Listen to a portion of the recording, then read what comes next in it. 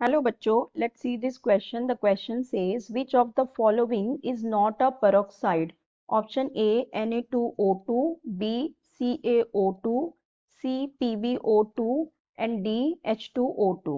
So यहाँ पे हमें ये बताना है कि ये जो चार ऑप्शन दिए हुए हैं इनमें से कौन सा वो है जो पेरोक्साइड नहीं है। ठीक है, हमें कौन बताना है जो पेरोक्साइड नहीं है। ठीक है, सो देखो हमारे पास एक होते हैं ऑक्साइड।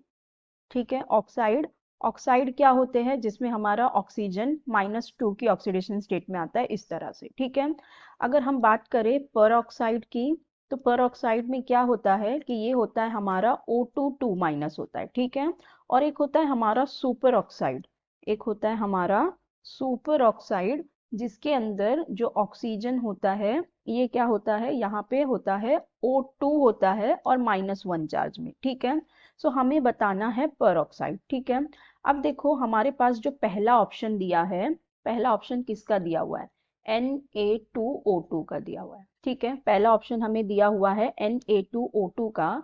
तो अगर हम इसका स्ट्रक्चर देखें तो ये कुछ इस तरह से होगा। ठीक है, जैसा ऑक्साइड के ओपन बुक स्ट्रक्चर होता है ना, इस तरह से होगा।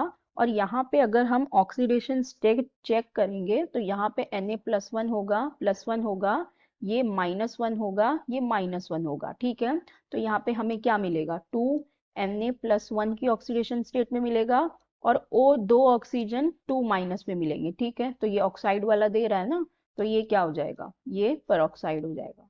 ठीक है, ऐसे ही हमारे पास नेक्स्ट क्या दिया हुआ है, बी में हमारे पास है CaO2। ठीक है, अगर हम CaO2 का देखें तो ये किस तरह से होगा, अभी हमारे पास एक Ca, अभी ये जो Ca है ये +2 की ऑक्सीडेशन स्टेट में। ठीक है, तो ये किस तरह से होगा, Ca होगा, फिर यहाँ पे होगा ऑक्सीजन और यहाँ पे ऑक्सीजन इस तरह से हो जाएगा। ठीक है, तो ये Ca+2 में है और ये -1 में, तो यहाँ पे है कैल्शियम +2 में और ये है O2 2- में। तो O2 2- में है ना, जब दो ऑक्सीजन हो और -1 में, ठीक है, तो ये क्या हो गया, पर ऑक्साइड हो गया। तो ये भी क्या है, पर ऑक्साइड है। ठीक है, ये कैल्शियम का पर ऑक्साइड है।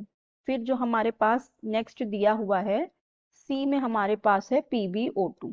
ठीक है, अभी देखो ये जो PbO2 है, PbO2 का स्ट्रक्चर क्या है, अगर PbO2 का हम स्ट्रक्चर बनाए दे तो देखो यहाँ पे दो ऑक्सीजन आ रहे हैं और वो भी इस तरह से होंगे। ठीक है, अगर हम PbO2 का स्ट्रक्चर देखें, क्योंकि Pb क्या है, +4 की ऑक्सीडेशन स्टेट में है, तो +4 की ऑक्सीडेशन स्टेट में है तो यहाँ पे क्या होगा, यहाँ पे O2 होगा और यहाँ पे O2 इस तरह से होगा। ठीक है, तो अगर हम ऑक्सीजन की ऑक्सीडेशन स्टेट यहाँ पे निकालेंगे तो क्या आ जाएगी, यहाँ पे ये हो जाएगा X और यहाँ पे O2 हो गया X और Pb की क्या आ जाएगी, यहाँ पे 4 हो जाएगी। तो मतलब ऑक्सीजन कितना है यहाँ पे, -2 और -2 की ऑक्सीडेशन स्टेट में है।